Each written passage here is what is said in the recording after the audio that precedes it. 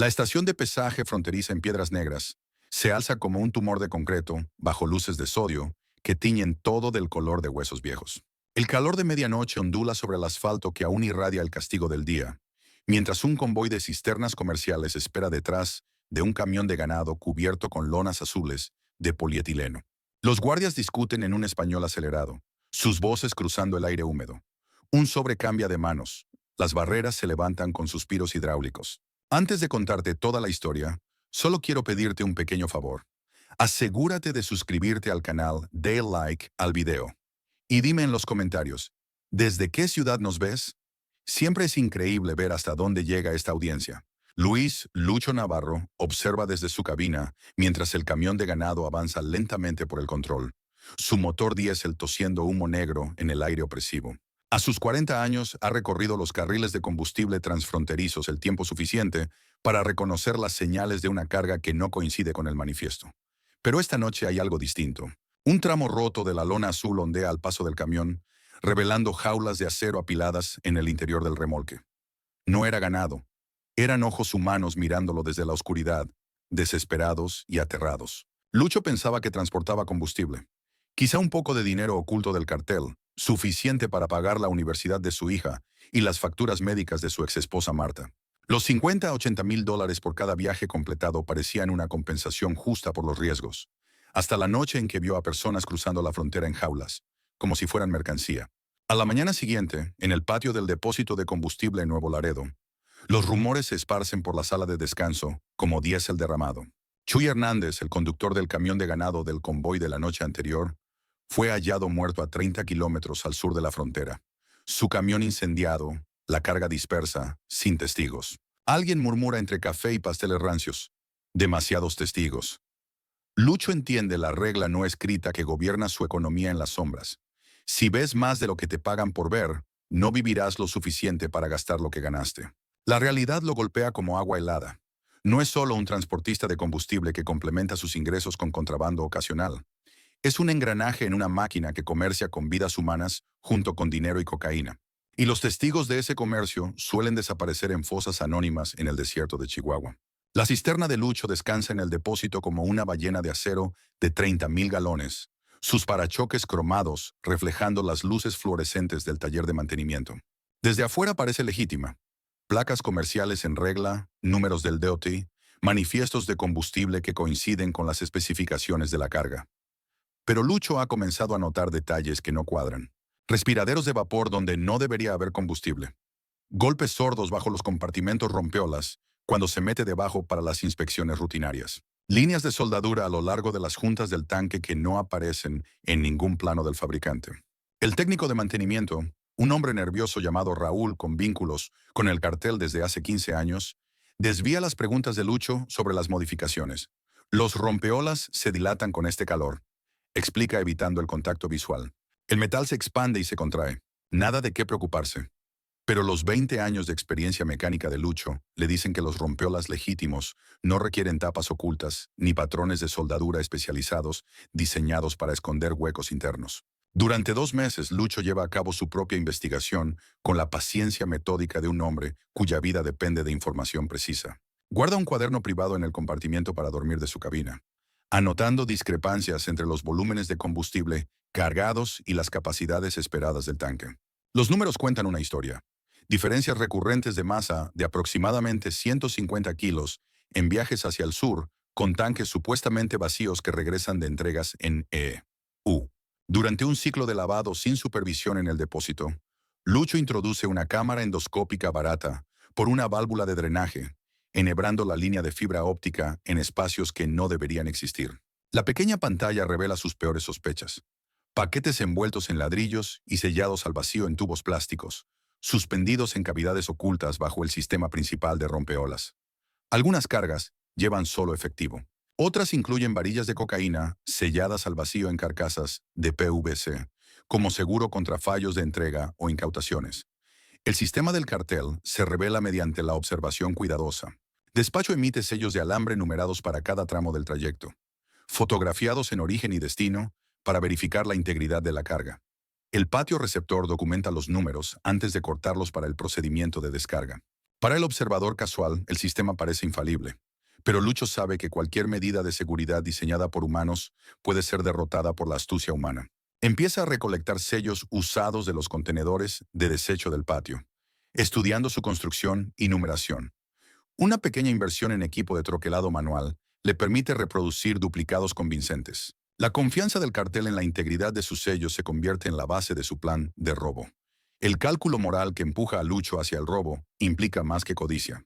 El asesinato de Chuy demostró que los conductores del cartel ocupan una posición precaria entre valor y responsabilidad. Los empleados de confianza reciben una compensación considerable, pero los testigos de operaciones sensibles enfrentan la eliminación cuando su conocimiento se vuelve inconveniente. Permanecer en el sistema significa una exposición eventual a algo que lo marcará para la muerte. Huir sin recursos significa pobreza y un miedo constante a ser descubierto. Pero escapar con suficiente dinero para desaparecer por completo ofrece una tercera opción. El objetivo se presenta durante las operaciones financieras de fin de año del cartel. Los despachadores hablan de un gran traslado de efectivo destinado a pagos con corredores colombianos, arreglos de seguro inusuales y protocolos de doble escolta que luego fueron cancelados para ahorrar costos. Lucho confirma la carga gracias a los rumores del depósito y las irregularidades en los manifiestos que sugieren algo valioso más allá del combustible normal. Don Abel García maneja una granja de granos en crisis a 40 kilómetros al este del corredor principal de la autopista. Su operación aplastada por la manipulación de precios del combustible, controlada por el cartel y los pagos de protección, que consumen la mayor parte de sus márgenes de ganancia. Cuando Lucho se le acerca con una oferta de combustible gratuito y pago en efectivo a cambio de organizar un bloqueo de protesta agrícola, Abel reconoce una oportunidad para contraatacar a la organización que destruye su sustento. La protesta tiene fundamentos legítimos. Los agricultores locales enfrentan la quiebra debido a los costos del combustible, los monopolios de transporte y las redes de extorsión que extraen tributo de todos los aspectos de las operaciones agrícolas. Abel organiza a los rancheros vecinos en torno a quejas reales, creando una ira auténtica que proporcionará la cobertura perfecta para el bloqueo planeado que Lucho necesita. La preparación del equipo ocupa 6 semanas de adquisición y posicionamiento cuidadoso. Una bomba neumática portátil y una manguera de transferencia de calidad alimentaria, supuestamente compradas para el sistema de riego de Abel, se conectan al tanque de almacenamiento de combustible de su granja. Redes de carga y contenedores agrícolas revestidos proporcionan capacidad rápida para extraer el contenido oculto de los rompeolas. Bolsas de lastre con agua, pesadas para igualar la masa del dinero retirado, ofrecen carga de reemplazo que engañará la verificación casual del peso. La seguridad en las comunicaciones requiere teléfonos desechables y radios push-to-talk que no puedan rastrearse a ninguno de los participantes. Lucho graba archivos de ruido de tráfico que simularán estar atrapado en la caravana de protesta cuando los despachadores exijan actualizaciones de estado. La planificación previa cubre todas las contingencias, excepto el único factor fuera de su control: si la sospecha del cartel se enfocará en un robo externo o en una traición interna. La noche del objetivo llega con una humedad opresiva que vuelve el aire espeso como sopa. La cisterna de Lucho sale del depósito de combustible del cartel a las 10:30 de la noche, con manifiestos legítimos que muestran una entrega de combustible hacia el sur a las terminales de distribución en Monterrey. Sellos de alambre aplicados según el protocolo. Seguimiento GPS activo con intervalos de 10 minutos. Todo parece rutinario para los despachadores del cartel que supervisan la operación desde su centro de mando con aire acondicionado. A las 12:32 a. M. Los agricultores de Abel cruzan tractores y pacas de heno en la autopista de peaje principal en el kilómetro 182, bloqueando el tráfico en ambas direcciones con equipo agrícola que tardará horas en mover. La policía local, muchos de ellos provenientes de familias agrícolas, muestra simpatía por los manifestantes mientras dirige el tráfico hacia rutas alternas. El bloqueo crea exactamente el caos que Lucho necesita para su ventana de robo. La comunicación por radio con el despacho del cartel sigue guiones ensayados. Kilómetro 182 cerrado por la policía estatal. Manifestantes bloqueando con vehículos agrícolas. Solicito permiso para usar desvío por camino rural. La respuesta llega rápido. Autorizado. Regrese a la ruta principal en el kilómetro 209. Confirme la integridad de los sellos al llegar. Lucho lo confirma mientras maniobra su enorme camión hacia la desviación por el camino agrícola. El seguimiento GPS se vuelve intermitente bajo la densa cubierta de árboles que bloquea las señales satelitales durante minutos críticos. Los sistemas de monitoreo del cartel muestran el camión moviéndose hacia la ruta de desvío, luego breves interrupciones de señal que parecen consistentes con interferencias naturales del terreno. El ciclo de sondeo de 10 minutos brinda el tiempo justo para la operación de Lucho, si se ejecuta con precisión. Los silos de grano de Abel ofrecen ocultamiento contra la observación aérea, mientras Lucho estaciona detrás del edificio de almacenamiento más grande. Las cámaras de seguridad y la vigilancia con drones no pueden penetrar las estructuras metálicas, creando una zona muerta donde sus actividades se vuelven invisibles para la supervisión del cartel. El reloj marca la 1:05 de la mañana, cuando Lucho comienza los 40 minutos más peligrosos de su vida. El drenaje de combustible requiere medición cuidadosa para evitar activar alarmas de volumen cuando la carga llegue a su destino. 4.000 litros transferidos al tanque de almacenamiento de Abel exponen la tapa de servicio oculta que da acceso a la cavidad interna bajo los rompiolas. El combustible transferido cumple un doble propósito: crear espacio de trabajo y proporcionar a Abel una compensación valiosa por su riesgo. La placa de acceso oculta se libera después de quitar 12 pernos que Lucho había aflojado gradualmente durante paradas de mantenimiento legítimas anteriores. Sin sopletes, sin equipo de corte, sin daños permanentes que expongan el método del robo a los investigadores del cartel. Dentro de la cavidad, paquetes de billetes envueltos y sellados cuelgan en fundas de polímero diseñadas para protegerlos de vapores de combustible y humedad. 13 millones de dólares en billetes de 100 pesa aproximadamente 130 kilos, encajando fácilmente en contenedores agrícolas para fertilizantes que Abel maniobra con su montacargas. Lucho deja cualquier barra de cocaína, sin querer involucrarse en el narcotráfico que conlleva penas más severas que el robo. Los paquetes de dinero desaparecen en el sótano subterráneo de Abel, excavado previamente para este propósito. El reemplazo de peso se vuelve crítico para evitar la detección durante los procedimientos de pesaje en destino. Bolsas de lastre con agua y cadenas viejas proporcionan una masa equivalente a la del dinero retirado, mientras crean una dinámica de movimiento del combustible auténtica cuando el camión se desplaza. La instalación requiere una colocación precisa para engañar tanto a las básculas de peso como a cualquier inspección física del interior del tanque. La integridad de los sellos permanece intacta durante toda la operación porque Lucho nunca toca los sellos exteriores del compartimento de combustible. El acceso al compartimento oculto funciona de manera independiente al sistema principal de carga, lo que le permite robar el contenido oculto mientras deja los manifiestos oficiales completamente correctos. Una ligera capa de polvo de carretera y residuos de diésel en la placa reinstalada elimina cualquier evidencia de alteración reciente.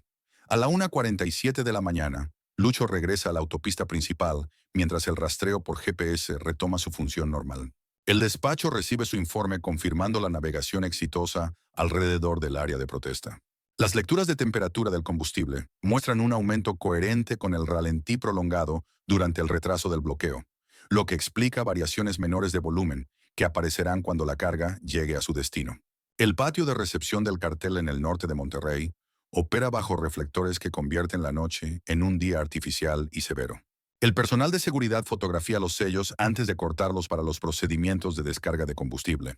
Las mediciones de volumen caen dentro de las tolerancias aceptables de contracción, teniendo en cuenta los cambios de temperatura y la evaporación durante el transporte. Nada parece inusual para el equipo de recepción, que completa la documentación estándar antes de liberar a Lucho para su viaje de regreso.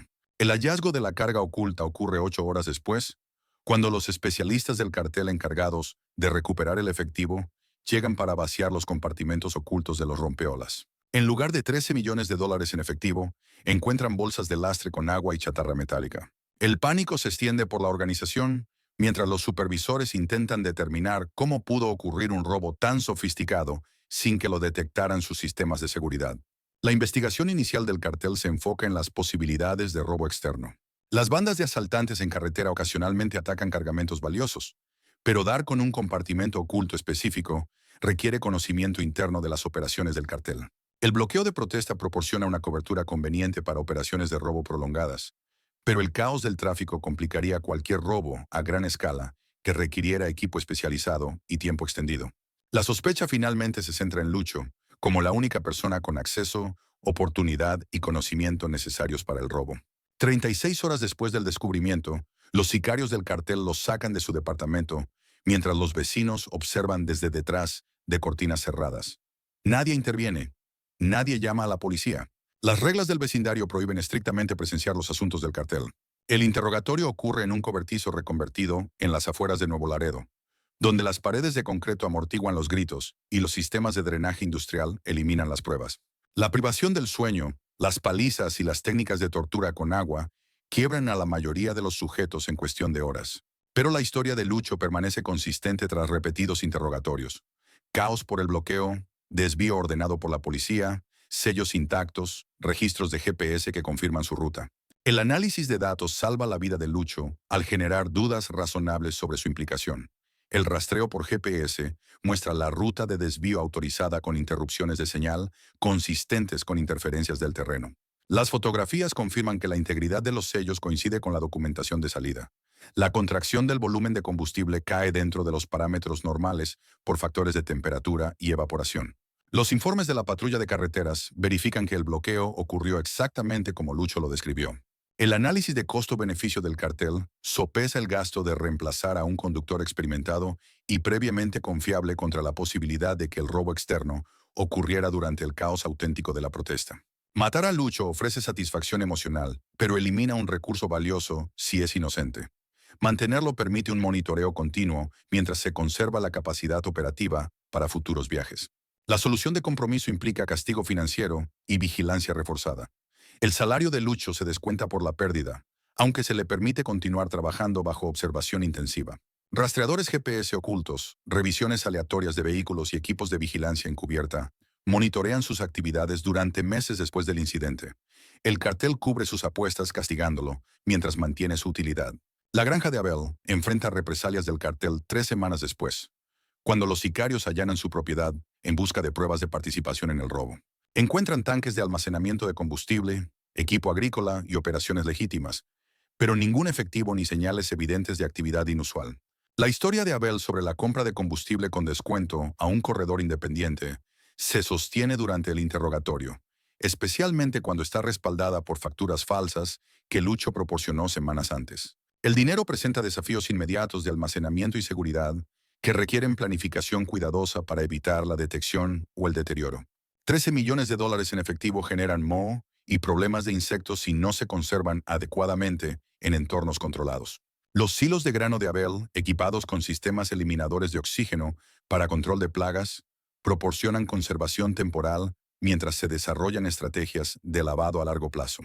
Convertir 13 millones de dólares en efectivo robado al cartel en activos utilizables requiere redes sofisticadas de lavado de dinero que operen en múltiples jurisdicciones. Los cambistas callejeros ofrecen liquidez inmediata con descuentos significativos, normalmente entre 60 y 70 centavos por dólar para volúmenes grandes. Estas transacciones proporcionan capital inicial para operaciones más complejas, mientras reducen el problema del almacenamiento masivo. Las importaciones de maquinaria usada crean fachadas comerciales legítimas para transacciones de efectivo voluminosas. Comprar equipo agrícola dañado en subastas en Estados Unidos. Con efectivo, luego revenderlo tras reparaciones mínimas, genera ingresos facturados que parecen completamente legales.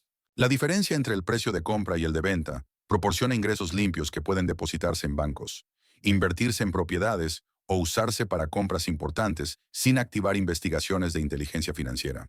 El comercio de ganado ofrece otra vía de lavado con potencial de beneficio incorporado. Compras en efectivo de ganado mediante ventas privadas, seguidas de ventas en casas de subastas que generan pagos por transferencia, crean ingresos agrícolas documentados que respaldan afirmaciones de estilo de vida rural. Los ciclos pueden repetirse varias veces con diferentes animales, convirtiendo gradualmente dinero sucio en depósitos bancarios limpios. La conversión a criptomonedas a través de corredores extrabursátiles en Panamá brinda acceso a mercados internacionales, mientras se mantiene el anonimato mediante monedas de privacidad y exchanges descentralizados. $1 millón convertido en Bitcoin y otros activos digitales permite la compra de propiedades en Paraguay y Argentina mediante empresas fantasma que ocultan la propiedad real. La salida de Lucho de las operaciones del cartel requiere una orquestación cuidadosa para evitar sospechas y al mismo tiempo crear distancia con las redes criminales. Un incendio simulado en los frenos durante un viaje rutinario proporciona justificación para reclamaciones médicas por discapacidad relacionadas con trastorno de estrés postraumático. El cartel, complacido de derrotar conductores potencialmente comprometidos, acepta pagos por discapacidad y acuerdos de confidencialidad que benefician a ambas partes.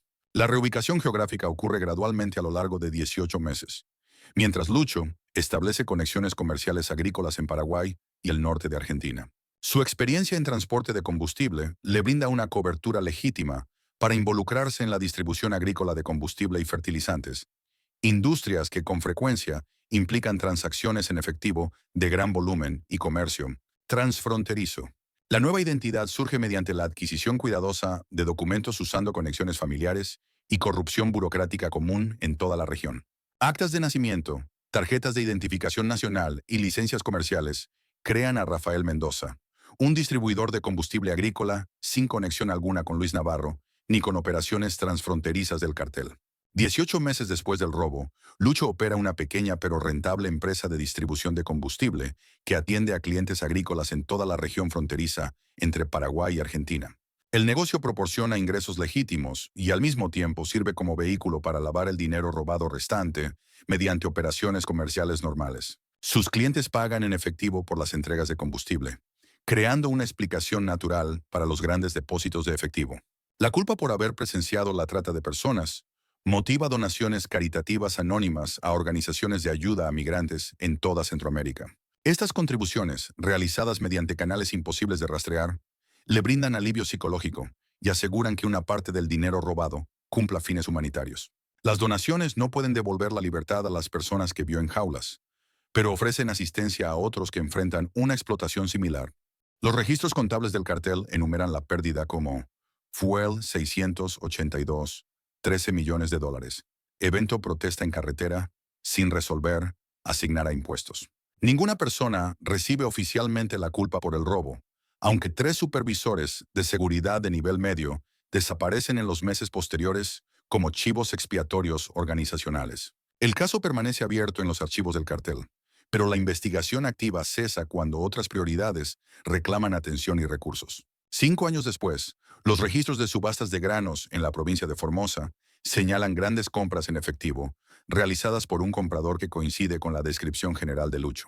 Los paquetes de billetes llevan series del sello de la Reserva Federal que coinciden con registros históricos de incautaciones en operaciones del cartel, reabriendo el interés investigativo entre agencias de seguridad que monitorean actividades de money information, lavado de dinero. Pero la identificación positiva sigue siendo imposible, y no se producen arrestos tras los informes de avistamiento. Las preguntas persisten en múltiples investigaciones y jurisdicciones. ¿Cómo puede alguien robar 13 millones de dólares de sistemas de seguridad sofisticados del cartel sin dejar pruebas? ¿Fue el robo una operación interna o un asalto externo disfrazado de transporte legítimo? ¿Otros conductores poseen conocimiento y oportunidad similares para un robo así? Cada teoría genera nuevas pistas investigativas que terminan en callejones sin salida por evidencia contradictoria o documentación faltante. Ex investigadores del cartel ofrecen evaluaciones contradictorias del caso. Algunos insisten en que vencer sus sistemas de seguridad requiere conocimiento interno que solo los empleados de confianza poseen. Otros argumentan que bandas externas de robo, con suficiente planificación y conocimiento local, podrían explotar el caos de una protesta para acceder a la carga oculta. El debate continúa en círculos policiales como material de capacitación para comprender vulnerabilidades en la seguridad del cartel. Analistas de seguridad fronteriza estudian el caso como ejemplo de cómo las organizaciones criminales equilibran la seguridad operativa con los requisitos de eficiencia. Los procedimientos de vigilancia y verificación reforzados aumentan los costos mientras reducen los márgenes de ganancia, obligando a las organizaciones a sopesar las inversiones en seguridad frente a la flexibilidad operativa. El robo demuestra cómo incluso las empresas criminales más sofisticadas siguen siendo vulnerables ante individuos decididos con conocimiento interno. Los agricultores regionales cuentan historias sobre la noche en que alguien contraatacó a los monopolios de combustible del cartel, llevándose suficiente dinero para desaparecer para siempre, mientras dejaba evidencia de una protesta legítima que protegió a los miembros de la comunidad contra represalias. Los relatos sirven de inspiración para comunidades oprimidas por organizaciones criminales, al mismo tiempo que advierten sobre los costos personales de la resistencia. En algún lugar de la América del Sur rural, un hombre que alguna vez transportó dinero del cartel oculto bajo cargas legítimas de combustible, atiende un negocio agrícola que sirve a agricultores que luchan contra las mismas presiones económicas que él enfrentó. Los 13 millones de dólares que desaparecieron durante un bloqueo de protesta continúan generando comercio legítimo, apoyando comunidades rurales y financiando asistencia anónima para migrantes que huyen de la violencia que presenció aquella noche en el cruce fronterizo. La transformación psicológica que permitió el robo de Lucho comenzó meses antes de que siquiera concibiera robar dinero del cartel. Trabajar en las rutas de combustible transfronterizas Lo expuso a una erosión moral gradual, que empezó con pequeños compromisos y escaló a través de capas de complicidad hasta que se encontró presenciando horrores que exigían acción. La progresión de camionero legítimo a cómplice criminal y finalmente a ladrón desesperado siguió un patrón predecible que atrapó a decenas de conductores en toda la región. Al principio, la participación de Lucho parecía inocua. Las empresas de transporte de combustible ofrecían pago premium a los conductores dispuestos a trabajar con horarios irregulares y evitar hacer preguntas sobre pesos de carga inusuales o equipos modificados. El dinero extra ayudaba a sostener la educación de su hija y el tratamiento médico continuo de su exesposa por complicaciones de diabetes que requerían insulina costosa y visitas regulares a especialistas.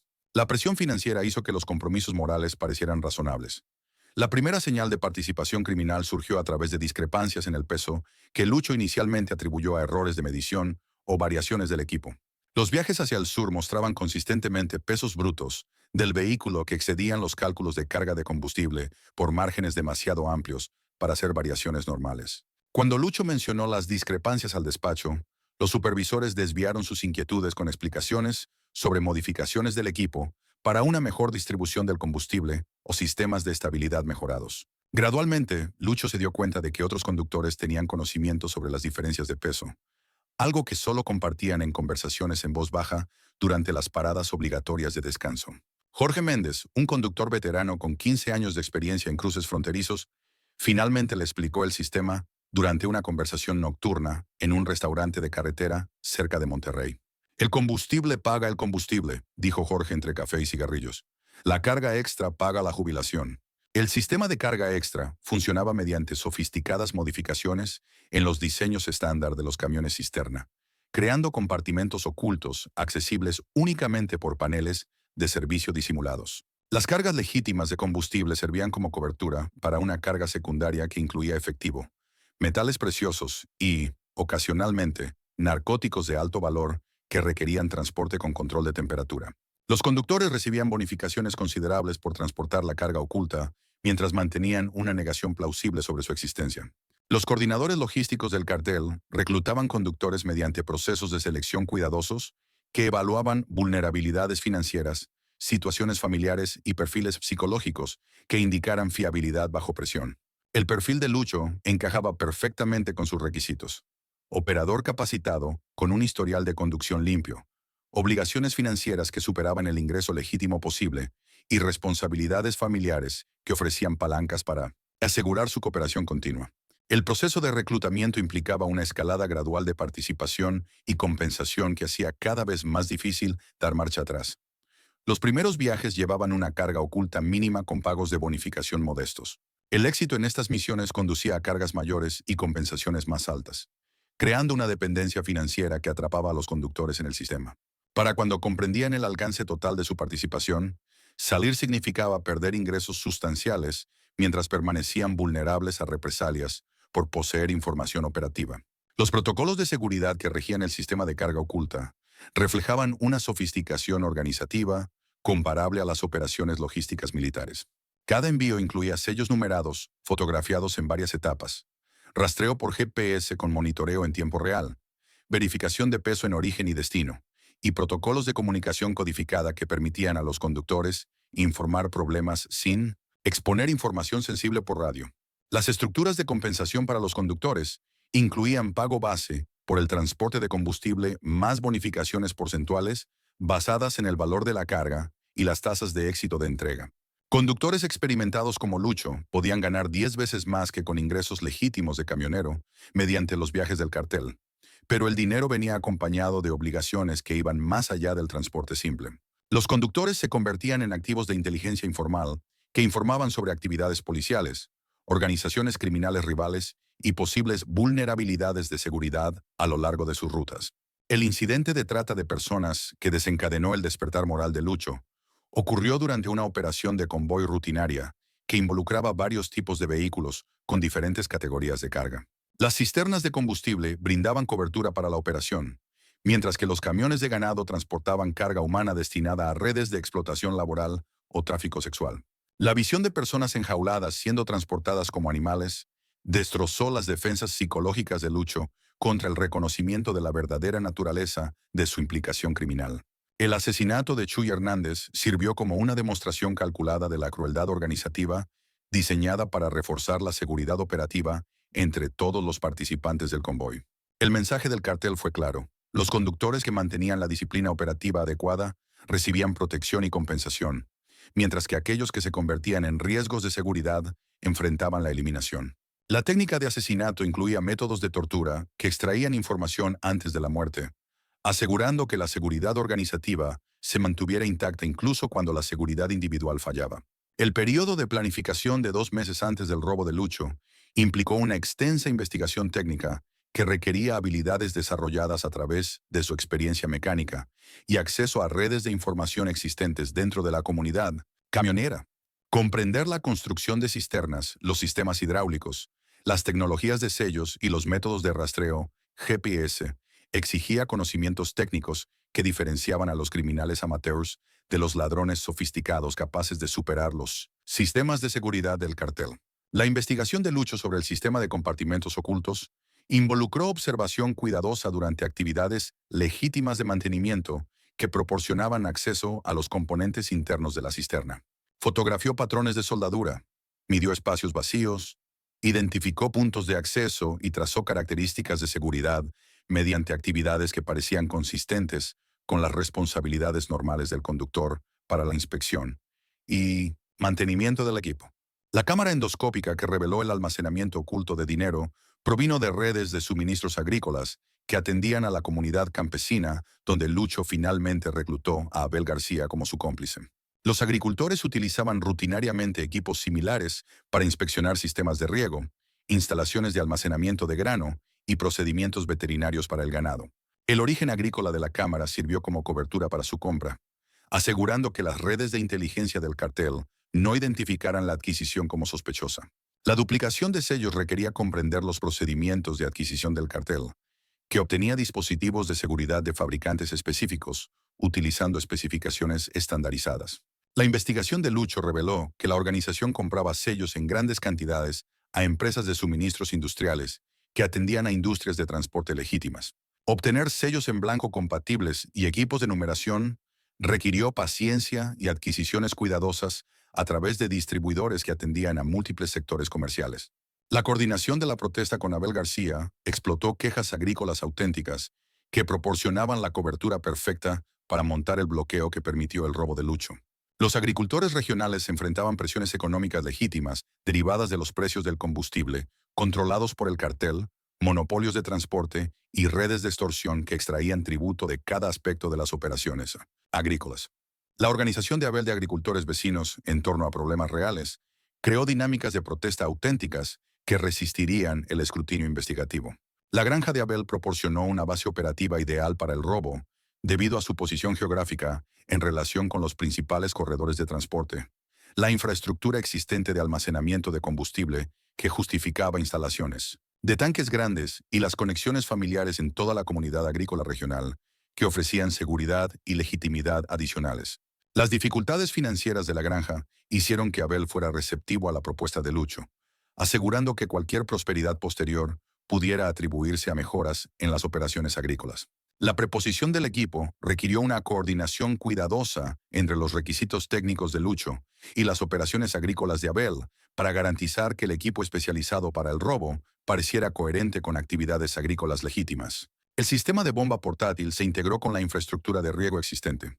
Las mangueras de transferencia coincidían con las especificaciones utilizadas para la distribución de combustible a clientes agrícolas.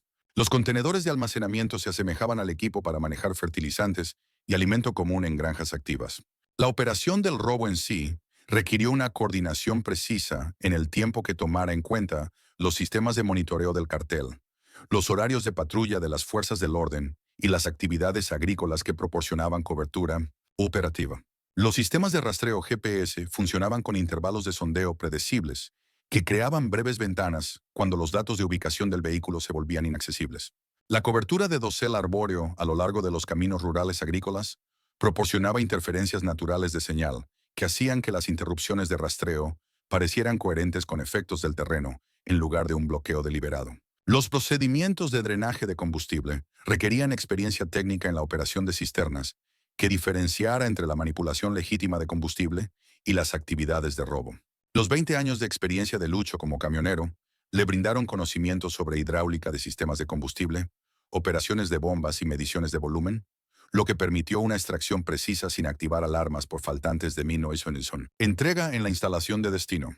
El acceso al compartimento oculto requería habilidades mecánicas que iban más allá de las actividades rutinarias de mantenimiento, incluyendo soldaduras especializadas, reemplazo de sellos y técnicas de distribución de peso que engañaran las inspecciones de seguridad más sofisticadas.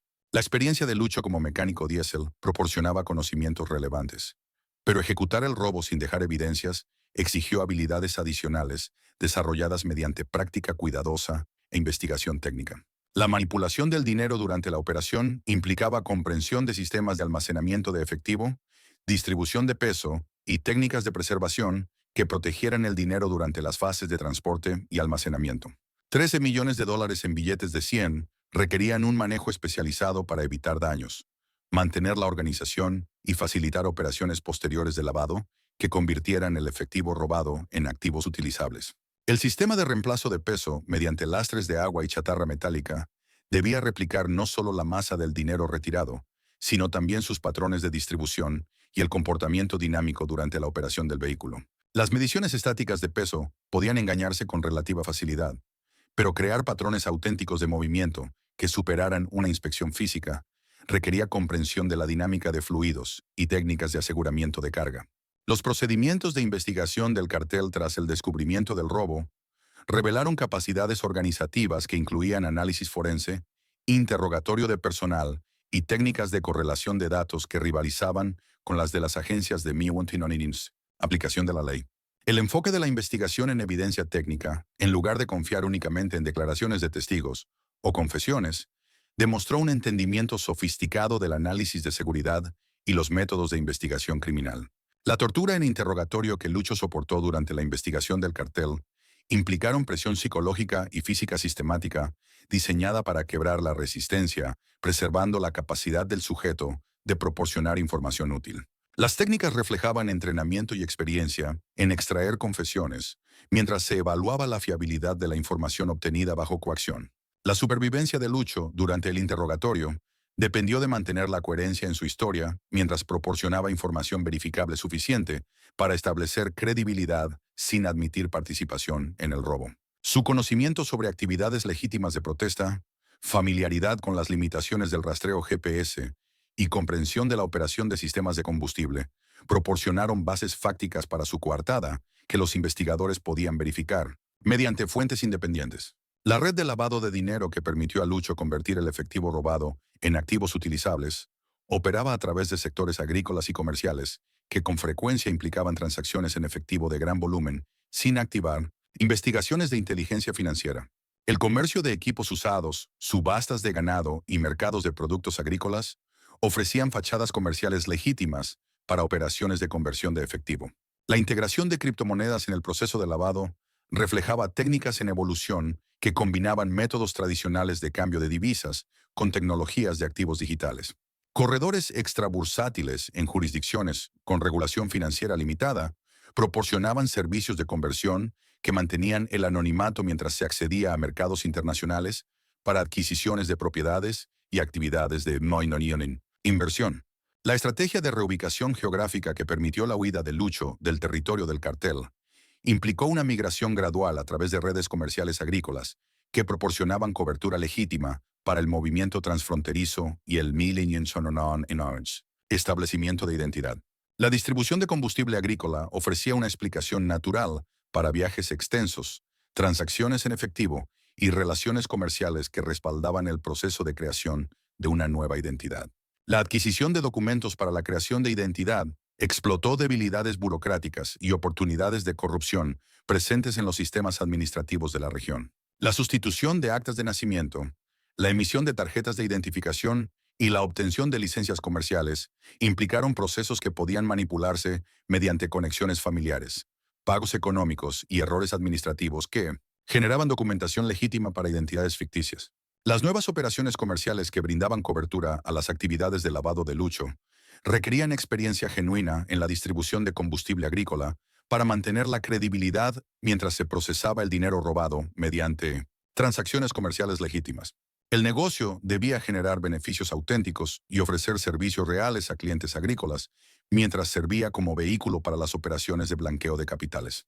Las donaciones caritativas realizadas mediante canales imposibles de rastrear proporcionaron alivio psicológico a Lucho, mientras aseguraban que una parte del dinero robado cumpliera fines humanitarios que abordaran la trata de personas que desencadenó su despertar moral. Las donaciones no podían devolver la libertad a las víctimas que presenció, pero proporcionaban asistencia a organizaciones que trabajaban para prevenir explotaciones similares. La investigación del caso por parte de las fuerzas del orden reveló limitaciones jurisdiccionales, restricciones de recursos y problemas de corrupción que impidieron una persecución efectiva de operaciones criminales sofisticadas que cruzaban fronteras internacionales. El caso permaneció abierto en varios archivos de agencias, pero la investigación activa cesó cuando otras prioridades reclamaron los recursos investigativos limitados y las presiones políticas desalentaron la persecución de casos que involucraban organizaciones criminales poderosas. El análisis de la seguridad fronteriza del robo demostró vulnerabilidades en los sistemas de seguridad del transporte que dependían de la verificación de documentos y la integridad de los sellos en lugar de una inspección física completa de la carga. El caso se convirtió en material de capacitación para comprender cómo las organizaciones criminales explotaban las debilidades de seguridad mientras mantenían la eficiencia operativa mediante redes de conductores de confianza y una coordinación logística sofisticada. El impacto regional del robo se extendió más allá de la pérdida financiera inmediata, afectando las operaciones del cartel, el reclutamiento de conductores y los procedimientos de seguridad en toda la red de transporte de la organización. La vigilancia reforzada, los procedimientos modificados y los costos incrementados redujeron la eficiencia operativa mientras creaban riesgos adicionales para los conductores legítimos, que quedaron sujetos a un escrutinio y sospecha intensificados. La leyenda que se desarrolló alrededor del robo de Lucho inspiró a otros conductores mientras advertía sobre los costos personales de resistirse a las organizaciones criminales. Las historias se difundieron por las redes camioneras sobre alguien que logró contraatacar la opresión del cartel, pero los relatos también enfatizaban la violencia que siguió y la necesidad de un exilio permanente para cualquiera que desafiara la autoridad organizacional. 5 años después del robo, el negocio de distribución de combustible agrícola de Lucho sirve a las comunidades agrícolas en toda la región fronteriza entre Paraguay y Argentina, mientras continúa procesando el dinero robado restante mediante operaciones comerciales legítimas. El negocio proporciona un valor genuino a los clientes agrícolas y al mismo tiempo actúa como la etapa final de una operación de lavado de dinero que convirtió 13 millones de dólares del cartel en activos comerciales limpios. Transportó efectivo del cartel oculto bajo el combustible que alimentaba a un imperio criminal. Vio personas traficadas como carga y conductores asesinados por haber visto demasiado. Una noche se desvió de la ruta el tiempo suficiente para robar 13 millones de dólares de la organización que controlaba su vida. Nadie pudo probar nunca su implicación, pero el cartel todavía considera esa carga como desaparecida. El dinero se desvaneció en redes agrícolas que convierten divisas sucias en comercio limpio. Una transacción a la vez, hasta que no queda nada más que márgenes de ganancia y recibos de fertilizante fosfatado que no cuentan ninguna historia sobre su origen. Si disfrutaste esta historia, asegúrate de darle like al video, suscribirte al canal y activar las notificaciones para que no te pierdas la próxima.